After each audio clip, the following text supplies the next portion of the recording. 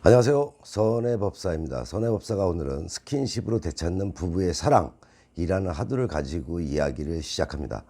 부부가 화목하면 하는 일도 잘 되기 때문에 운을 좋게 하는 방법 중에 하나는 부부가 화목하면 운도 따라옵니다. 보시고 도움이 되신다면 구독과 좋아요를 눌러주시면 감사하겠습니다. 구독과 좋아요는 선해가 방송을 올리는데 큰 힘이 됩니다. 알람까지 설정해 두는 센스 잊지 마시고요.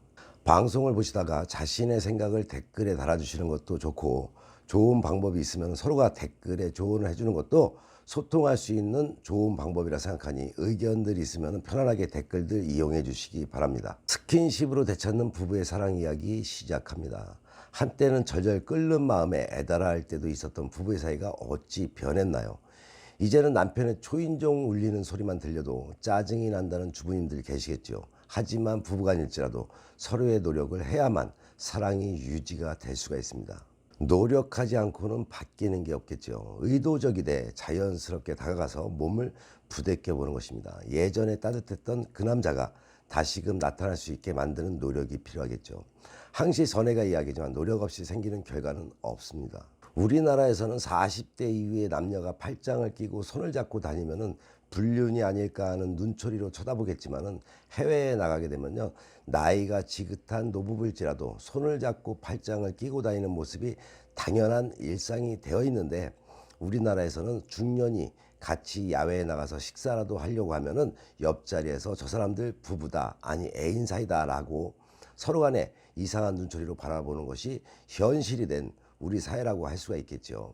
그런데 이것을 달리 말하게 되면 자신의 남편들이 평소에 하지 않는 행동으로 인해서 그렇게 편견적인 눈으로 바라보는 것은 아닐지, 자신들의 관점에서만 바라보다 보니 그리 보이는 것일 겁니다.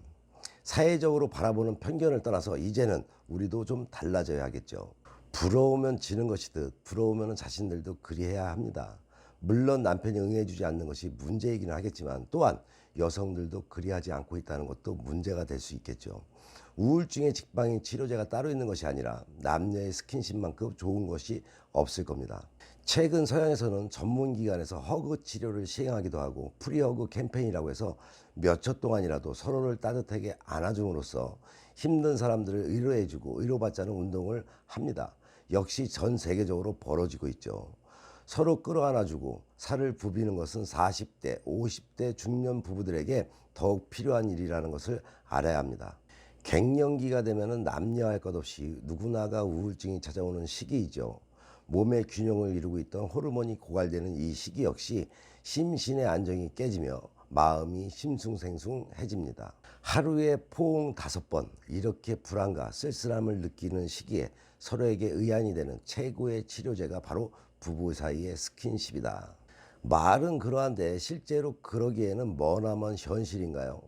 그만큼 우리의 부부 사이가 가깝고도 먼 당신이 되어 있다는 것이겠죠. 하지만 이제는 해야 되겠죠.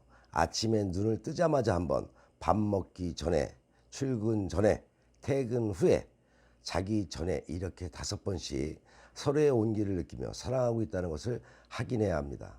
그러면 또 이렇게 말하는 분들이 있겠죠. 의도적으로 하는 게 무슨 소용이냐고. 말할지 모르지만은 몸을 부대끼다 보면은 감정적으로 어필하게 되면서 자연스럽게 거리감이 없어지게 됩니다. 서로가 기대어서 TV를 보기도 하고, 부부간의 스킨십은 어디에서든 가능한 일이죠. 일을 마치고 돌아오는 남편에게 수고했다라는 인사와 함께 현관에서 안아주는 습관을 들여보는 것도 괜찮습니다. 무엇이든 처음에는 어색하지만 자꾸 하다 보면 습관이 되어서 쉬운 것이겠죠. 젊어서 하던 것을 꾸준히 이어갔어야 하는데 이어가지 않은 잘못이라고 생각하시고 지금부터 습관을 만들어 보는 것입니다. 우리 현실의 부부들은 TV를 볼 때 각자 떨어져서 보던 것을 조금씩 사이를 좁혀보는 것입니다. 좁혀가다가 서로 몸을 기대고 TV를 보거나, 남편의 다리를 베고 누워서 보거나, 소파에 앉은 남편의 다리 사이에 편안하게 기대어서 TV를 보면서 서로의 체온을 느끼게 되면 한층 친밀감이 가까워지겠죠. 일상생활 속에서 스킨십이 쑥스럽다면 환경을 바꿔주는 것도 좋겠죠. 함께 공연을 보러 가거나 여행을 떠나게 되면 평소와 다른 기분을 느끼게 되겠죠. 이럴 때 손을 잡거나 팔짱을 끼고 다니면 한층 설렘을 느낄 수가 있고, 등산 역시 마찬가지로 산행을 하다 보면은 오르막길과 내리막길 등 험난한 길을 함께 걸으면서 한 방향을 향해 걷고 있다는 심리적 안정감을 얻을 수 있을 때 이와 함께 손을 잡아주고 밀고 끌다 보면은 서로에게 큰 의지가 될 수가 있고, 이렇게 조금씩 서로가 자연스럽게 스킨십을 할 수 있는 방법을 만들어 보는 것입니다.